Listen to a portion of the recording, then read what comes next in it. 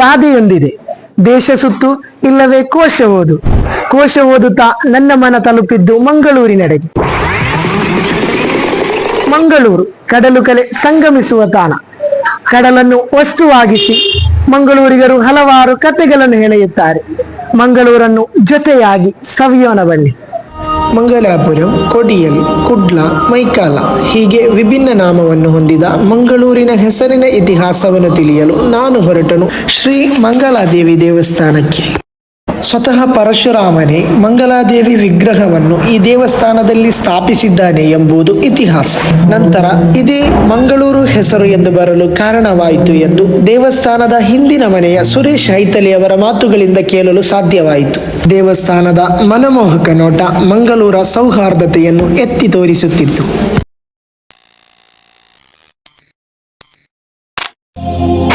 ಮುಂದೆ ನಾ ತಲುಪಿದ್ದು ಮಂಗಳೂರಿನ ಸೈಂಟ್ ಅಲೋಶಿಯಸ್ ಚಾಪೆಲ್, ಭಾರತದ ಅತ್ಯಂತ ಪ್ರಸಿದ್ಧ ಹಾಗೂ ಐತಿಹಾಸಿಕ ಕ್ರೈಸ್ತ ಧಾರ್ಮಿಕ ಸ್ಮಾರಕಗಳಲ್ಲಿ ಒಂದು.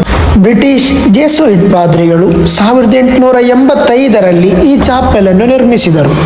ಈ ಚಾಪೆಲ್ನ ವಿಶೇಷತೆ ಎಂದರೆ ಪ್ರವಾಸಿಗರ ಮನವನ್ನು ಕೈವಶಗೊಳಿಸುವ ಗೋಡೆಯ ಮೇಲಿನ ಮತ್ತು ಮೇಲ್ಚಾವಣಿಯ ಕಲಾತ್ಮಕ ಆಕರ್ಷಕ ಚಿತ್ರಗಳು.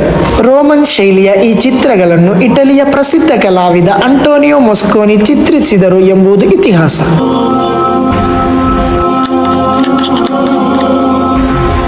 ಇದೀಗ ನಾವಿರುವುದು ಮಂಗಳೂರಿನ ಹೃದಯ ಭಾಗ ಸೈಯದ್ ಮದನಿ ಉಳ್ಳಾಲ ಕೇಂದ್ರದಲ್ಲಿ. ಬಂದರು ಮದನಿ ಬಂದರು ಮದನಿ ಮಂಗಳೂರಿನ ಬಂದರಿಗೆ, ಜಲಸಾಗರದಲ್ಲಿ ಮುಸಲ್ಲ ಹಡಗಾಯಿತು ಎಂಬ ಹಾಡನ್ನು ನಮ್ಮ ಬಾಲ್ಯದಲ್ಲಿ ನಾವು ಕೇಳಿದವರಾಗಿರ್ಬೋದು.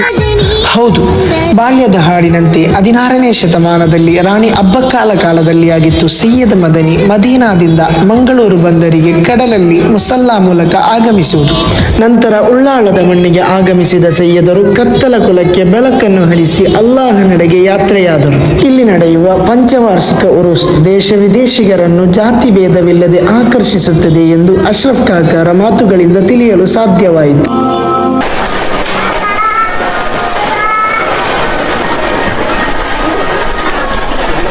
ಇದೀಗ ನಾನಿರುವುದು ಮಂಗಳೂರಿನ ಹಳೆತನವನ್ನು ನೆನಪಿಸುವ ಶ್ರಮಿಕ ಜೀವಿಗಳ ಒಣಮೀನು ಮತ್ತು ಮೀನು ವ್ಯಾಪಾರದ ಮಾರುಕಟ್ಟೆಯಲ್ಲಾಗಿದೆ.